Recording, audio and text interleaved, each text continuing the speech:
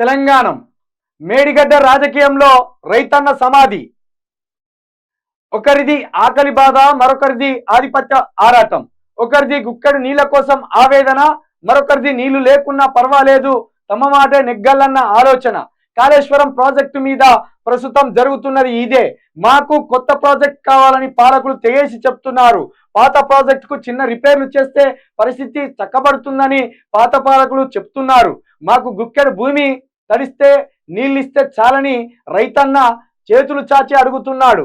కానీ సర్కార్ మాత్రం తమకు రాజకీయాలే ముఖ్యమన్నట్టు వ్యవహరిస్తుంది తప్ప రైతు బాధ తీర్చే మార్గం చూపడం లేదు. రాజకీయ క్రీడలో సమిధలా మారిన రైతన్న కాళేశ్వరాన్ని పడావు పెట్టేందుకు సర్కార్ పంతం. 2 సార్లు సర్కార్ మేడిగడ్డ పర్యటన. బురద జల్లడంతోనే సరిపెడుతున్న పాలకులు, నీళ్ల కోసమే అరిగోస పడుతున్న రైతన్నలు, అన్నదాతల గోస పట్టదా అంటూ బీఆర్ఎస్ నిలదీత. తప్పులు జరిగితే చర్యలు తీసుకోండి, రైతులకు మాత్రం నీళ్లు ఇవ్వండి అంటున్న గులాబీ నేతలు ఆరోపణలకే పరిమితమై నీళ్ల ఊసెత్తని ప్రస్తుత పాలకులు. మీకు రేవంత్ రెడ్డి గారు 2 రకాల మాటలు చెప్తున్నాం మేము మా ఛానల్ తరఫున. ఒకవేళ మేడిగడ్డలో అక్రమం జరిగినా, అవినీతి జరిగినా పాలకులు చేస్తే పాలకులను తీసుకుపోయి లోపలేరు, అధికారులు చేస్తే అధికారులను తీసుకుపోయి లోపలేరు, లేదు ఎల్ఎన్టీ సంస్థ చేస్తే ఎల్ఎన్టీ సంస్థను లోపలేరు. అదే సేమ్ టైంలో ఒక్క సుక్క నీరు ఆగకుండా రైతన్నలకు అందించాలి. ఇక్కడ దరిద్రం ఏంటంటే తెలంగాణ ఏర్పడడం అనేది తెలంగాణ ప్రజల అదృష్టం, కానీ తెలంగాణకు సీఎంగా రేవంత్ రెడ్డి రావడం అనేది ప్రజల దురదృష్టంగా కాబడుతున్నదని అంటున్నారు. ఎందుకంటే మన ముఖ్యమంత్రి గారు ఈగోకి పోతుండు. ఇది రైతుల మీద ఈగోకి పోతుందా మీరు, లేకపోతే మేడిగడ్డ మీద, ఈ రైతులకు ప్రాణగడ్డగా మారిన ఈ మేడిగడ్డ మీద పంతానికి పోతున్నారా, లేదా మిమ్మల్ని ఓటుకు నోటు కేసులో కేసీఆర్ ప్రభుత్వం మిమ్మల్ని లోపలేసిందనే పంతానికి పోతున్నారా?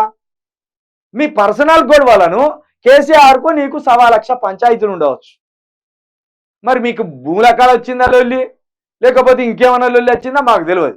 కానీ మా కాన్ కెమెరాలో తెలిసిందేంది, మీరు డబ్బులు పట్టుకొని పోయిన దొరికిన్లు, ఆ కేసులో మిమ్మల్ని తీసుకుపోయి కేసీఆర్ ప్రభుత్వం లోపలేసింది. అది కేసీఆర్ గారు పర్సనల్గా తీసుకొని వేసింది ఏం లేదు.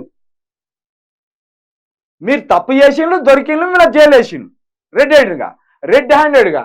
మరి దాన్ని దృష్టిలో పెట్టుకొని మేడిగడ్డ మీద ఇంత పంతం ఎందుకు, మీకు రైతుల మీద ఇంత పంతం ఎందుకు? ఇప్పుడు దీనివల్ల ఎంతమంది రైతులు ఆగమయ్యే పరిస్థితి ఉన్నది తెలుసా? మీ ఈగో వల్ల 19 లక్షల మంది రైతులు ఇక్కడ మేడిగడ్డ చుట్టుపక్కల 19 లక్షల మంది రైతులు వ్యవసాయం చేసుకుంటారు. కాళేశ్వరం అనుసంధానంతో ఉన్న ప్రాజెక్టు మొత్తం కలిసి 30 లక్షల మంది రైతులు బాగుపడ్డట్టు లెక్కలు చెప్తాను. మరి ఇంతమంది రైతుల పొట్టగొట్టే పరిస్థితి చేస్తారా? ఇంతమంది రైతులు వ్యవసాయం చేస్తేనే తెలంగాణ ప్రజలకు అన్నం పెట్టడంతో పాటు ఇంకా విదేశాలకు కూడా మనం బియ్యం పంపుతున్నాం, ఇతర రాష్ట్రాలకు కూడా మనము ఎగుమతులు చేస్తున్నాం. మరి దీన్ని ఆపేసి కొత్త ప్రాజెక్ట్ కావాలని ముందటేసుకునేది. కాబట్టి దీన్ని ఖచ్చితంగా తెలంగాణ ప్రజలు దీన్ని క్షమించరు. పైగా రైతన్నల పొట్టగొట్టే ప్రయత్నం చేస్తే, రైతన్నలను ఎండబెట్టే ప్రయత్నం చేస్తే ఎవరు కూడా దీన్ని హర్షించరు. ఇది మీకు చెడ్డ పేరే వస్తుంది.